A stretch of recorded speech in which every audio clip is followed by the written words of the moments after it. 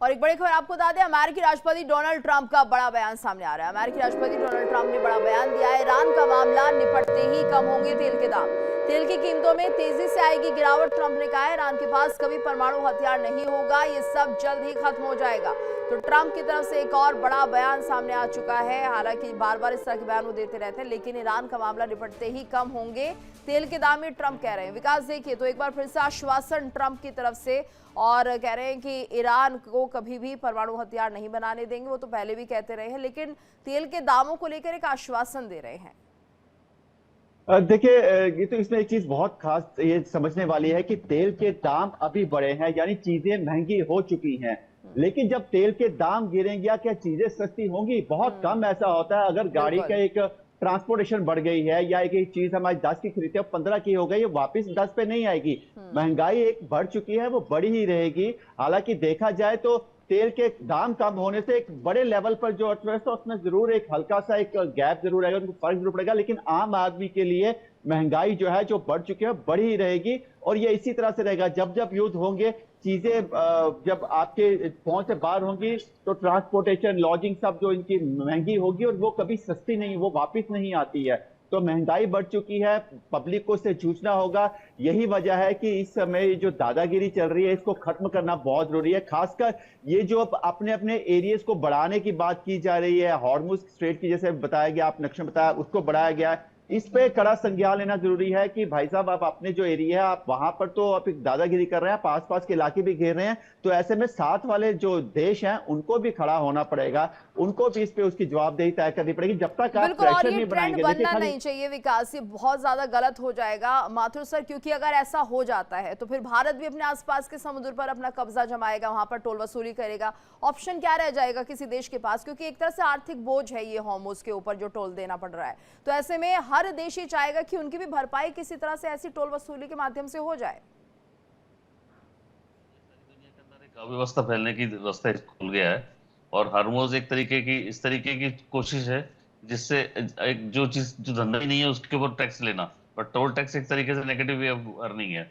आप जब व्यापार करके पैसा कमा रहे हो तो जी दूसरे रास्तों से पैसा कमाने की जरूरत क्यों है आपको? प्राइम बात ये है। आप जब तेल बेच के पैसा कमा रहे हो तो ये टोल टैक्स लगाने का धंधा क्यों? तो ये खाली दादागिरी का काम है, और ये दादागिरी जब भी देश के अंदर दुनिया में कोई भी देश करता है, इसको छूट दी जा रही है। मुझे ऐसा लगता है कि ईरान को छूट दी जा रही है कि तुम ऐसा करके दुनिया बदनाम हो, तुमको दुनिया के अंदर सबसे बड़ा विलन माना जाए। फिर जब तुम्हें मारे तो कोई दुनिया नहीं कहे कि तुमने अमेरिका ने अच्छा नहीं किया, बहुत अच्छा किया, अमेरिका मार रहा है, इसराइल मार रहा है, बिल्कुल, बहुत ये हो अच्छा कर रहा सकता है। है। ये विलन बन जाएंगे पूरे के पूरे, और ये लोग समझ नहीं रहे, इनकी दूरदृष्टि नहीं है इनके पास। अब अच्छा खासा इनका हार्मोस के अंदर इनका कॉन्सेंट्रेशन था, हार्मोस में टोल वसूली का काम करते, डर जी डर दब दिखाते, वो कर सकते थे। अब ये बढ़ के आ गए ओमान की खाड़ी पर। और ओमान के बारे में एक जानकारी और दे दूं मैं कि ओमान आज से कुछ साल पहले तक जो भारत की जो बॉम्बे प्रेसिडेंसी यहाँ इसके अंदर तक गवर्नेंस होता था इसका, तो ओमान का भारत से बहुत नजदीक है। और ओमान से एक समझौता चल रहा है कि डायरेक्ट एक पाइपलाइन भी उठाई जाएगी, जो ऑयल उनके पास यूएई का होता है, वो भारत में गैस का और ऑयल का पाइपलाइन हमारे भारत तक आ जाएंगी। तो हमारा संकट जो तेल पे जो डिपेंडेंसी है हमारी, वो इसके ओमान के कारण कम हो जाएगी। पर अगर ये टोल टैक्स लेने का काम करता है, दादागिरी दिखाता है, तो इनको जबरदस्ती टैक्स देना पड़ेगा। वो कहते हैं पानी पाइपलाइन के थ्रू भी जाएगा तो भी हमको टैक्स दो। तो ये एक तरीके से इनको विलन बनाने की पूरी कोशिश है, और ये बन चुके हैं विलन। बिल्कुल, ऐसा करेंगे तो और दुनिया उसके भर में बाद कोई अव्यवस्था कार्रवाई फैलेगी। हो भी सकती है, और कह सकते हैं कि पूरा तरह विश्व के जो बाकी देश हैं वो भी इसको सपोर्ट करते हुए भविष्य में नजर आएंगे, जो आज कह रहे हैं कि गलत हो रहा है ईरान के साथ, जो अमेरिका कर रहा है सही नहीं कर रहा है। डॉक्टर अजिताभ सर, देखिए पूरा जो माहौल इस वक्त बना हुआ है यही समझा जाए, क्योंकि जिस तरह से ईरान ने अपना बर्ताव दिखाया उससे पता चलता है कि यहाँ पर ईरान के लिए एक मदद की जो पेशकश की जा रही थी पहले भी, और मदद भेजी भी जा रही थी। तो अब बाकी देश जो हैं उनका नजरिया बदलेगा, और जाहिर सी बात है कि जब आप टोल से इतनी अपनी कमाई कर ले रहे हैं तो आपको किसी भी फंड की जरूरत नहीं है, आपको किसी भी तरह से मदद की जरूरत नहीं है। तो वहां पर क्या कुछ आप देखते हैं कि कटौती देखने को मिल सकती है बाकी देशों की तरफ से? देखिए गीतू जी, वैसे तो टोल का तो कोई कंसेप्ट है और ये किसी भी देश को एक्सेप्टेबल नहीं होगा, बिकॉज ये जो इंटरनेशनल लॉज है उसके अगेंस्ट है। तो टोल के नाम पे तो ये मुश्किल है, ये एक बड़ी अड़चन है। हाँ, इसकी जगह सर्विस अगर कोई रेंडर करता है और उसके लिए चार्जेस कुछ लगाता है तो दैट इज एक्सेप्टेबल, वो चाहे वो कोई भी इस तरह की सर्विस हो। लेकिन टोल एज सच या सिक्योरिटी के नाम पे हम सुरक्षा के लिए पैसा लेंगे, ये तो नहीं चलेगा, क्योंकि इंटरनेशनल वाटरवेज है। और दूसरी तरफ अगर आप देखिए तो इससे जो प्रॉब्लम आएगी पूरे, अभी आपने बताया भी कि कैसे इसका इम्पैक्ट बहुत लार्जर इम्पैक्ट होगा, और ये मलक्का तक और जितने भी स्टेट हैं, फिर तो सब जगह टोल ऐसे लगने चलेंगे। तो ये अंतर्राष्ट्रीय कानून के तहत भी एक्सेप्टेबल नहीं है, कोई भी देश इसको नहीं मानेगा। इसीलिए और विकल्पों की कई एक तरह से तलाश की जा रही है, बट उसमें तो बहुत ज्यादा टाइम लगेगा। और यहाँ पे एक चीज देखना होगा कि ओमान अभी तक तैयार नहीं है, और इतनी आसानी से, चूंकि ओमान अमेरिका का एक सहयोगी भी रहा है, वहां अमेरिका के अड्डे भी हैं, सैनिक अड्डे हैं, तो अमेरिका ओमान पे कुछ एक्सर्ट करने की स्थिति में है। दूसरी तरफ यूएई भी हॉर्मुज का एक स्टेक होल्डर है, तो वो दोनों इसका, और पूरे गल्फ के देश भी इसका अपोज कर रहे हैं। उसमें और भी कई ऐसी चीजें हैं। बेसिकली ये परमिट लाइसेंस राज स्थापित करने की कोशिश है, और एक अपना जो कंट्रोल ईरान का है हॉर्मुज पे, उसको फॉर्मलाइज करके एक तरह से लीगलाइज करने की कोशिश है, क्योंकि उसका लॉन्ग टर्म इंटरेस्ट इसमें है। हॉर्मुज की उपयोगिता ईरान को दिख गई है, और ये होने के कारण भी अमेरिका ने जिस तरह से उसके साथ ट्रीट किया है, और अपने तेल के कारोबार पे कब्जा करने की कोशिश जो अमेरिका ने किया, आप देख लीजिए, पहले रूस पे सैंक्शन लगाया। रूस बहुत बड़ा तेल का निर्यातक था और गैस का, उसको पहले इसने कंट्रोल किया। फिर इसने वेनेजुएला, जो सबसे बड़ा, जिसके पास ऑयल रिजर्व है दुनिया का 300 बिलियन बैरल से ज्यादा उसके पास प्रूवन ऑयल रिजर्व है, दुनिया का 17%, उसको कंट्रोल में ले लिया। और अब ये ईरान जो नेक्स्ट इन लाइन है, इस पे कंट्रोल करने की कोशिश है। पूरा का पूरा ये तेल के व्यापार को कंट्रोल कर, इसकी प्राइस को कंट्रोल करना, और इससे डॉलर की जो डी डॉलराइजेशन जो चल रहा था, उसको कहीं ना कहीं अरेस्ट करके अपने डॉलर को मजबूती में लाना, मजबूत रखना। अमेरिका बेसिकली उसकी एक ख्वाहिश रही है, और इसी का ये सारा युद्ध उसी का परिणाम है। बातचीत के बीच में इस तरह से चीजें करना, और अब ईरान थोड़ा जिद्दी हो गया है, उसको उस तरह के अवसर मिल गए हैं अमेरिका की वजह से कि अब वो टोल टैक्स और लेकिन क्या ईरान को ये समझ में नहीं आ रहा है कि यहाँ पर अगर अंतर्राष्ट्रीय मंचों पर बात करते हैं तो जिद नहीं चलती है, और कहीं ना कहीं आपको अपनी कूटनीति के साथ बाकी देशों के साथ बनाकर चलना पड़ता है। शायद सर देखिए, जो माहौल बना हुआ है उसमें कहीं ना कहीं ईरान के लिए थोड़ी सी सिंपैथी थी बाकी देशों की। नाटो ने भी जिस तरह से यहाँ पर सीधे तौर पर अमेरिका को मना कर दिया, उससे भी एक संकेत मिला कि देखिए हम आपके इस पचड़े में तो नहीं पड़ने जा रहे हैं। तो कहीं ना कहीं ईरान को एक तरह से पॉजिटिव रिएक्शन मिल रहा था। भारत ने भी किसी भी तरह से कहीं भी मध्यस्थता करने की ना पेशकश की, ना किसी को फेवर करते हुए दिखाई दिए। तो लगभग काफी देशों के साथ ईरान के संबंध बहुत अच्छे बने हुए थे। अब उन पर असर पड़ेगा, और अब अगर अमेरिका कोई कार्रवाई करता है तो किसी भी तरह से बाकी देश विरोध नहीं करेंगे। एब्सोल्युटली, और करना भी नहीं चाहिए, बल्कि एक जॉइंट फोर्स बनाकर देखिए, बैठकर और सिर्फ एनालाइज करने से, जो कि यूरोप कर रहा है या नाटो कर रहा है या बाकी बड़े देश कर रहे हैं, दूर बैठे रहो और एनालिसिस करते रहो कि क्या हो रहा है। आपकी नाक के नीचे एक इंटरनेशनल इलीगल एक्ट हो रहा है, जिससे पूरी दुनिया को असर पड़ रहा है। ठीक है, बायलैटरल वॉर में हमको समझ में आता है कि ठीक है, अमेरिका ईरान लड़ ले या इजराइल लेबनान लड़ ले, बट ये एक ग्लोबल परिस्थिति है। इस पे कैसे यूनाइटेड नेशंस या EU या कोई भी ऐसा इंटरनेशनल बॉडी चुप बैठ के सकता है, इंक्लूडिंग ओमान, इंक्लूडिंग UAE, कि आपके डायरेक्ट वाटर्स में इंफ्रिंजमेंट हो रही है। एक मैप पब्लिश किया जा रहा है, कोई कंडेमनेशन नहीं है, कोई एक्शन नहीं है कि हम आपको फर्दर पेनलाइज करेंगे, कोई रशिया से रिपोर्ट नहीं आ रही गलत कि ये कैसे कर सकते हैं। आपकी अपना तो ठीक है, देखिए पहले तो वो फ्रीडम ऑफ नेविगेशन को कर्टेल कर दिया, खत्म कर दिया है हॉर्मुज से, और दूसरा आप जो मैप निकाला है उसमें ओमान और UAE का भी पानी अपने पास, और एडमिनिस्ट्रेटिव कन्वीनियंस के लिए फी चार्ज करेंगे, टोल चार्ज करेंगे। एब्सोल्युटली ग्रॉसली अनलॉफुल है, और ऐसे समय पे है जब उनकी अपनी एग्जिस्टेंस पे खतरा है कि IRGC कितनी बचेगी, कितनी नहीं बचेगी, नेक्स्ट राउंड ऑफ ड्रबिंग में कितना उनका। जी आप कुछ कह रहे थे। एक बड़ी खबर आ रही है, अपने दर्शकों को बता देते, भीषण युद्ध की तैयारी में अमेरिका दिख रहा है, तो ईरान पर किसी भी वक्त हमला संभव है। पेंटागन में 24 घंटे काम कर रहे हैं कर्मचारी। हमलों की आशंका के बीच पेंटागन में हलचल। पेंटागन में अचानक पिज्जा की डिमांड भी बढ़ गई है। तो ये बड़ी खबर इस वक्त सामने आ रही है कि यहाँ पर अमेरिका युद्ध की तैयारी कर रहा है। भीषण युद्ध ये हो सकता है, ईरान पर किसी भी वक्त हमला संभव है, जिस तरह की जानकारी सामने आ रही है। और ऐसे में कुल मिलाकर अब क्या अमेरिका का जो प्लान भी तैयार था वो अब कहीं ना कहीं इंप्लीमेंट होता हुआ दिखाई देगा। ये तमाम ऐसी बातें जो सुनने में मिल रही हैं। तो वहीं एक और खबर आपको बता दें, ईरान की युद्ध तैयारी पर बड़ा पर्दाफाश भी हुआ है। ईरानी सेना के सूत्रों से बहुत बड़ा दावा सामने आ रहा है कि ईरान के पास अभी कई आधुनिक हथियार हैं और कई हथियारों का अभी इस्तेमाल नहीं हुआ है। तो यहाँ पर एक तरह से ईरान के युद्ध की तैयारी पर एक तरह से बड़ा पर्दाफाश है। ईरानी सेना के सूत्रों ने दावा करा है कि ईरान के पास अभी कई आधुनिक हथियार हैं और कई हथियारों का अभी तक इस्तेमाल नहीं हुआ है। तो यहाँ पर ईरान सीधे तौर पर दिखा रहा है कि देखिए बहुत से ऐसे हथियार हैं जिनका इस्तेमाल नहीं हुआ है। शायद सर इन दोनों बड़ी खबरों को आपसे हम समझना चाहेंगे। एक तरफ तो अमेरिका युद्ध की तैयारी कर रहा है, हलचल काफी तेज है और जाहिर सी बात है ऐसा ही कुछ हो भी रहा होगा। वहीं ईरान ये कह रहा है कि अभी ऐसे बहुत से आधुनिक हथियार हैं जिनका इस्तेमाल नहीं हुआ है, यानी किसी भी तरह से ना पीछे हटने को तैयार है, ना वार्ता के कोई संकेत मिल रहे हैं।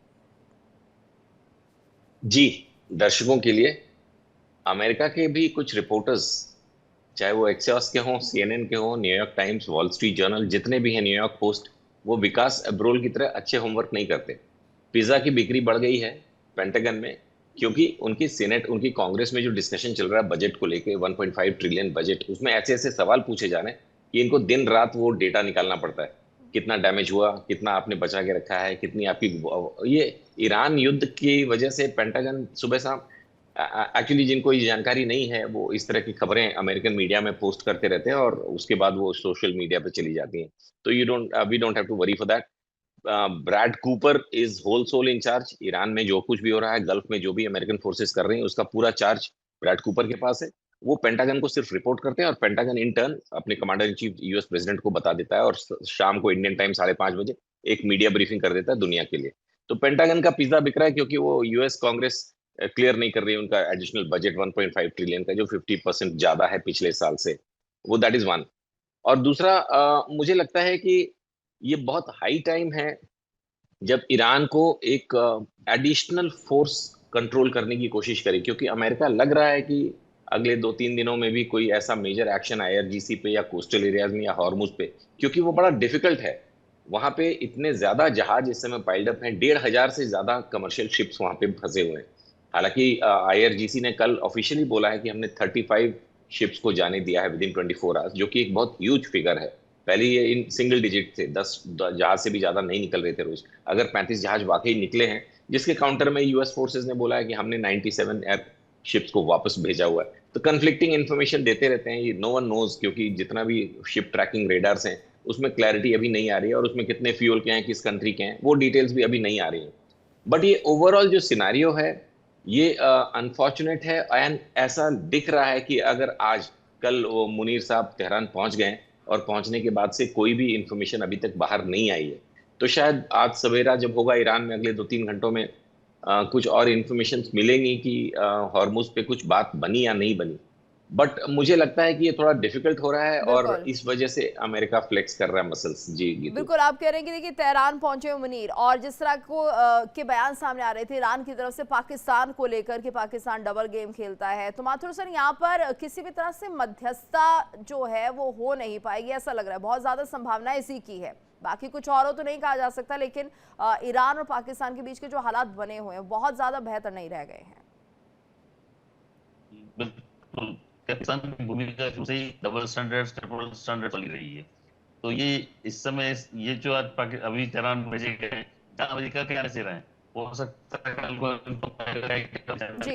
और सर आपकी ऑडियो में थोड़ी सी प्रॉब्लम आ रही है, एक बार फिर से आपका रुक करेंगे। इस बीच एक बड़ी खबर भी आ गई है, अमेरिका ईरान जंग से जुड़ी एक और बड़ी खबर अपने दर्शकों को बता दें। पश्चिमी मीडिया के हवाले से खबर आ रही है, जंग में यूएस ने खर्च किए ज्यादा इंटरसेप्टर, मीडिया रिपोर्ट्स ये कह रही हैं। इजराइल की हिफाजत के लिए खर्च किए गए इंटरसेप्टर, यूएस ने खर्च किए 200 थर्ड इंटरसेप्टर, ये मीडिया रिपोर्ट्स बता रही हैं। पश्चिमी मीडिया के हवाले से ये बड़ी खबर सामने आ रही है कि यहाँ पर कहीं ज़्यादा इंटरसेप्टर जो है वो खर्च किए गए हैं। पश्चिमी मीडिया के हवाले से ये जानकारी की जंग में यूएस ने काफ़ी ज़्यादा इंटरसेप्टर्स खर्च किए हैं। इजराइल की हिफाजत के लिए इंटरसेप्टर्स की ये कह सकते हैं जो खर्चा है उठाया गया है। अजताब सर ये देखिए तो काफ़ी जानकारी जो सामने आ रही है मीडिया रिपोर्ट्स की तरफ से, पश्चिमी मीडिया ये कह रहा है कि यहाँ पर यूएस ने तकरीबन 200 थर्ड इंटरसेप्टर जो है खर्च किए हैं इजराइल की रक्षा के लिए। देखिए, वो अमेरिका का पार्ट ऑफ अमेरिका तो इजराइल को बहुत सपोर्ट करता है और उसकी खर्च एक तरह से वो फ्री में देता है इजराइल को, तो ये कोई आश्चर्य की बात नहीं है कि उसने थर्ड दिया है। इवन खबरें ऐसी भी आई हैं कि कतर में उसने एक अरब डॉलर का जो एंटी मिसाइल सिस्टम कह लीजिए, एयर डिफेंस सिस्टम कह लीजिए, उसको बर्बाद किया है ईरान ने। तो इस तरह के उसने खर्च तो बहुत किए, इसीलिए कहा जा रहा है कि कहने को 29 अरब डॉलर उसने खर्च किया है, जो अमेरिकी कांग्रेस को बताया है डिफेंस वॉर मिनिस्ट्री ने। लेकिन कहा जा रहा है कि 500 अरब डॉलर से ज्यादा का खर्च हो चुका है और उसमें जो इनके सहयोगी देश हैं उनको, चाहे वो इजराइल हो चाहे गल्फ अरब के देश हो, उनको प्रोटेक्ट करने के लिए उसने बहुत खर्च किए हैं। लेकिन ये सारे आप देख लीजिए जिस तरह से इजराइल तक ईरान पहुंचा है और खाड़ी अरब के देशों में भी उसने अटैक किया है गाहे बेगाहे और अच्छी खासी डैमेज दी है। उसके अलावा ऑफिशियली जो फिगर है 42 इसके फाइटर प्लेन कह लीजिए या उसमें MQ-9 ड्रोन वगैरह जो काफी कॉस्टली हैं ये सारे, इससे दिख रहा है कि अमेरिका का कितना डैमेज हुआ है।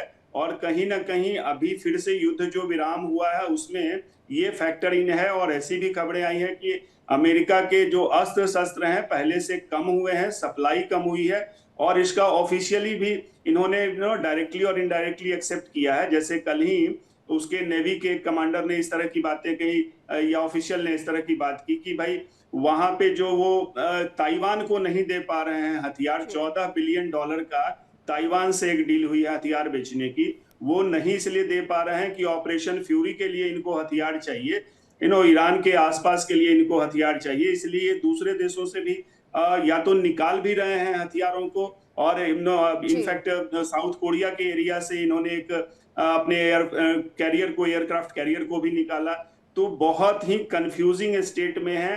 प्रॉपर जो मैंने कहा कि पॉलिसी पैरालिसिस एक दिख रही है और अमेरिका की ये तेल के व्यापार पे चाहत ने जो कंट्रोल करने की चाहत है, कहीं ना कहीं उसने इसको फंसा दिया है। बिल्कुल। इस बीच एक और बड़ी खबर, हॉर्मुज में टोल वसूली पर ईरान का बयान सामने आ चुका है। टोल के बजाय सर्विस फीस मॉडल पर ईरान काम कर रहा है। ट्रांजिट फीस के नाम पर जहाजों से पैसे वसूल कर सकता है ईरान। पर्यावरण टैक्स, दूसरी सेवाओं के नाम पर भी वसूली संभव है। तो देखिए यहाँ पर एक तरह से ईरान की वसूली अब सर्विस फीस के तौर पर दिखाई देगी, यानी कि नाम बदल दिया गया है। तो गुंडागर्दी, लेकिन टोल के बजाय सर्विस फीस मॉडल पर ईरान काम कर रहा है। विकास देखिए, आप कह कुछ भी सकते हैं लेकिन आपकी इंटेंशन बहुत क्लियर है कि आप एक तरह से दूसरे देशों से जबरन पैसा वसूली कर रहे हैं। जी बिल्कुल, देखिए नाम आप कुछ भी दीजिए लेकिन काम वही है। तो ऐसे में क्या सब देश एक साथ लामबंद होंगे, ये एक बहुत जरूरी है। क्या यही समय है जब ईरान के खिलाफ भी जहां जहां जिस जिस देश के समुद्री एरिया से उसके जहाज निकल रहे हैं वो सब भी ईरान के खिलाफ टैक्सेस लगाना शुरू कर दें, वो भी पर्यावरण के नाम पे उससे पैसा वसूलना शुरू कर दें, तो आप सोचिए जो ईरान में चीज 100 रुपए की पहुंच रही होगी वो अपने आप 1500 में पहुंच जाएगी। ईरान को एक झटका देना भी जरूरी है इस समय कि जिस जिस देश से वो ट्रांजिट फीस ले रहा है वो सब देश उसके सिर्फ समुद्र से नहीं, जमीन से, आसमान से, जहां से भी उसके जहाज या उसके किसी तरह से कोई गाड़ियां निकलती हैं उन सब पे ट्रांजिट लगाए ताकि उसको पता चले ट्रांजिट का मतलब क्या है। देखिए दादागिरी नहीं चलेगी। अब ये वो समय नहीं है जब कोई भी देश किसी भी देश पे कुछ भी लगा देगा तो बाकी देश चुप रहेंगे, लेकिन यही समय है सब देशों को इकट्ठे होना पड़ेगा। खासकर ऐसी मनमानी जो ये हरकतें की जा रही है इनके खिलाफ खड़ा होना पड़ेगा। देखिए स्टार्टिंग में हमारे गेस्ट ने बिल्कुल सही कहा था, युद्ध जो है ईरान और यूएस के बीच में है। आप आपस में जो लड़ना है लड़िए, इससे दुनिया का क्या लेना देना। दुनिया को बीच में घसीट रहे हैं तो कहीं ना कहीं यही समय है आपको भी जवाबी कार्रवाई करनी पड़ेगी। सब देशों को जहां जहां से ईरान के जहाज निकल रहे हैं वो भी सब टैक्स लगाना शुरू कर दे, तभी ये चीजें खत्म होंगी, वरना ये चीजें बढ़ती जाएंगी। अगर कोई कुछ नहीं बोलेगा तो ईरान अपनी दादागिरी बढ़ाता रहेगा। और एक ये अच्छा सुझाव है, एक अच्छी ऑप्शन तो है ये किसी भी देश के लिए कि साइसर जिसके आसपास समुद्र की कोई भी सीमा हो या इंटरनेशनल वाटरवेज हो उस पर आप कब्जा जमाइए, फीस वसूलिए और उसे कह दीजिए कि आप एक तरह से यहाँ पर कहीं ना कहीं सर्विस फीस ले रहे हैं, या फिर आप इसलिए ले रहे हैं कि पर्यावरण को आपको बचाना है तो आपको बहुत से काम करने हैं उस जगह पर। ये तमाम ऐसे कारण हो सकते हैं, तो ये एक तरह से आइडिया भी है बाकी देशों के लिए। आइडिया है उन देशों के लिए जो ईरान की तरह रोग होंगे, तो ऐसे देश अभी कम हैं। ईरान और नॉर्थ कोरिया का कोई सानी नहीं है दुनिया में गीतू। हम डिप्लोमेसी में बैलेंस्ड वर्ड्स यूज करते हैं, बट ये रियलिटी है और ये अब पूरी दुनिया को दिख रहा है। चाहे उनके बहुत ही सिंपैथाइजिंग टोन्स में यूरोप बोलता हो कि हम ईरान के साथ लड़ाई नहीं करेंगे और ये तो गलत है, अब उन्हें असली चेहरा दिख रहा है। ये आउट एंड आउट एक अनलॉफुल एक्टिविटी है जिसको पूरी दुनिया बैठकर सिर्फ देख रही है। ये बहुत ही अनफेयर कंडक्ट है ग्लोबल कम्युनिटी का कि अमेरिका और ईरान की लड़ाई है, छोड़ दो। अमेरिका और ईरान की लड़ाई हॉर्मुज में नहीं है, हॉर्मुज एक ग्लोबल लड़ाई है, ईरान वर्सेस द ग्लोब। पूरी दुनिया की शिपिंग को रोक रखा है, आर्बिट्ररी ऑर्डर्स पास कर रहे हैं, वाटरवेज को गलत मार्क करके पब्लिश कर रहे हैं, दिखा रहे हैं ऑफिशियली, और हम पूरी दुनिया चुप करके बैठी है। This is very irritating. Now you can understand, now I can understand कि अमेरिकन प्रेसिडेंट क्यों अपना डिस्टेंस क्रिएट कर रहा है नाटो से, ईयू से, क्यों उनको नेम्स कॉलिंग कर रहा है। It is very irritating. हर इंसान दुनिया में परेशान है एनर्जी को लेके। अभी कुछ दिनों में खाने की दिक्कतें आएंगी अफ्रीका में, जहां खाद्यान्न के जो खाद जाता है, फर्टिलाइजर्स, और ईरान ने रोक रखा है। दुनिया बैठकर देख रही है। Military powers, naval powers of England, France, हम क्या क्या सोचते थे, just sitting and watching. How is it Iran and America war? Hormuz का जो ब्लॉकेड है वो ईरान और इंडिया, ईरान और चाइना, ईरान और फ्रांस क्यों नहीं है? हमारे शिप्स रोके हैं। ये मिलिट्री एक्शन से क्लियर होने चाहिए। पता नहीं इस पे दुनिया का क्या टेक है, क्यों ये मुद्दा उस तरह से वार्म अप नहीं हो रहा है जैसा होना चाहिए था। ये यूएस ईरान वॉर नहीं है। हॉर्मुज में ईरान का जो प्रेजेंट एक्टिविटी है IRGC का, ये पूरे ग्लोबल कम्युनिटी पे एक युद्ध है और इसका उसी भाषा में जवाब मिलना चाहिए। एंड आई होप कि आने वाले 2-3 दिनों में जब ये मुनीर साहब वापस लौटेंगे अमेरिका के लिए या इस्लामाबाद के लिए, तो कुछ अच्छी न्यूज लाएंगे कि नहीं, उन्हीं शिप्स पे चार्ज लिया जाएगा जिन्होंने कुछ सर्विसेज ली हैं। बाकी फ्रीडम ऑफ नेविगेशन में अगर कोई शिप बिना किसी सर्विस लिए जा रही है तो उसको पास कर दिया जाएगा हॉर्मुज से। जी गीतू, बिल्कुल। और ऐसे में कहीं ना कहीं अब देखना होगा कि बाकी देशों का क्या रुख रहता है इस हॉर्मुज फीस को लेकर, इस हॉर्मुज टोल को लेकर, क्योंकि अब तो कह सकते हैं ईरान पूरी तैयारी कर रहा है कि हॉर्मुज को अब किसी भी तरह से खाली नहीं छोड़ेगा और यहाँ पर टोल वसूली होकर ही रहेगी। धन्यवाद करना चाहेंगे आप सभी का हमारे साथ इस चर्चा में जुड़ने के लिए। और इसी के साथ हमारी इस खास पेशकश में इतना ही। वक्त तो चला एक छोटे से ब्रेक का, लेकिन इंडिया डेली अब आपके स्मार्ट टीवी पर भी मौजूद है। देखिए इंडिया डेली 24/7 अब आपकी स्मार्ट टीवी पर। इंडिया डेली मौजूद है सभी डिजिटल प्लेटफॉर्म पर लाइव और लगातार। इंडिया डेली 24/7 हर दिन राष्ट्र को समर्पित।